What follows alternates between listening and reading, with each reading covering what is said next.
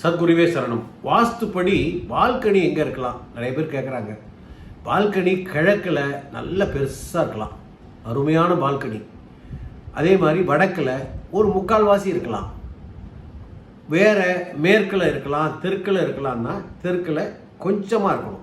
இந்த கிழக்கில் இருக்கிறதுல கால்வாசி தான் மேற்கில் இருக்கணும், தெற்கில் இருக்கணும். அப்படி இருந்தால் கூட வடக்குலையும் கிழக்குலையும் ஒரு பால்கனி இருக்கணும். வடக்கில் கிழக்கில் பால்கனி இல்லாமல் மேற்குலேயோ தெற்குலேயோ பால்கனி அமைந்தால் அந்த வீட்டில் நிறைய தீய சக்திகள் உள்ளே வந்துடும்.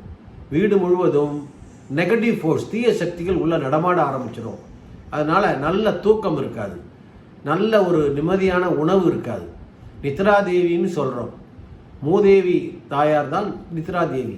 அவங்க வீட்டுக்குள்ளே வரணும். அவங்க வீட்டுக்குள்ளே எந்த பகுதியிலேருந்து வருவாங்க? மேற்கு பகுதியாக தான் வருவாங்க. அவங்க இரவு வந்துட்டு விடிகாலையில் போயிடுவாங்க. கிழக்கு வாசலை திறக்கும் பொழுது மகாலட்சுமி கடாட்சம் வரும். இது கிழக்கு வீட்டுக்கு மட்டும் பொருந்தும். இதே மேற்கு வீடு இருக்குது, தெற்கு வீடு இருக்குது அப்படிங்கும்போது அந்தந்த பகுதிகள் கொல்லை பக்கத்தில் வருவாங்க. அவங்க ஒரு வீடு வாசல் இருக்குன்னா அது கிழக்கு மேற்கில் வாசல் இருக்க வீடுன்னா அந்த அம்மா கிழக்கு வழியாக வருவாங்க. அப்படி தான் கணக்கு. வாஸ்துப்படி என்ன சொல்லுதுன்னா, ஒரு வீட்டின் வாசல் படியில் மகாலட்சுமியும் கொல்லைப்புறத்தில் மூதேவியும் வருவாங்க. 2 பேருமே வரணும். ஒரு வீட்டுக்குள்ளே 2 பேரும் வந்தால்தான் அவங்க வாழ்க்கை நல்லா இருக்கும். மகாலட்சுமி வரும்போது நல்ல உற்சாகம், நல்ல சாப்பாடு, நல்ல தூக்கம், பணம், நகை, பொருள், பதவி எல்லாம் கிடைக்கும்.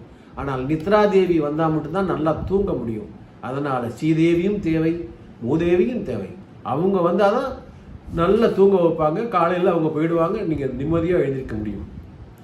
ஒரு வீட்டுக்கு தேவை பாசிட்டிவ் எனர்ஜி, நெகட்டிவ் எனர்ஜி ரெண்டும் இருக்கணும். ஆனால் பாசிட்டிவ் எனர்ஜி அதிகமாகவும் நெகட்டிவ் எனர்ஜி குறைவாக இருக்கணும். இதுதான் வாஸ்து. வாஸ்துப்படி இப்படி சன்னல்களை பார்த்து கரெக்டாக அப்படி அமைச்சிருந்தீங்கன்னா காற்றோட்டமாக இருக்கும், வெளிச்சம் நல்லா இருக்கும். வெளிச்சமும் காற்றோட்டம் தான் மிக முக்கியம் ஒரு வீட்டுக்கு. அதுதான் வாஸ்து சாஸ்திரத்தின் முக்கிய குறிக்கோள். நல்ல வெளிச்சம் வீட்டுக்குள்ளே வந்துட்டு போகணும், காற்று வந்துட்டு போகணும். வந்தால் அந்த வீடு ஆரோக்கியமாக இருக்கும், நல்லா சாப்பிடுவாங்க, உடல் நிம்மதியாக இருக்கும், மனசு நிம்மதியாக இருக்கும், எல்லாம் நல்லா இருப்பீங்க. சரிங்களா? இதை கொஞ்சம் கவனம் பாருங்கள், சப்ஸ்கிரைப் பண்ணுங்கள். வாழ்த்துக்கள், வணக்கம்.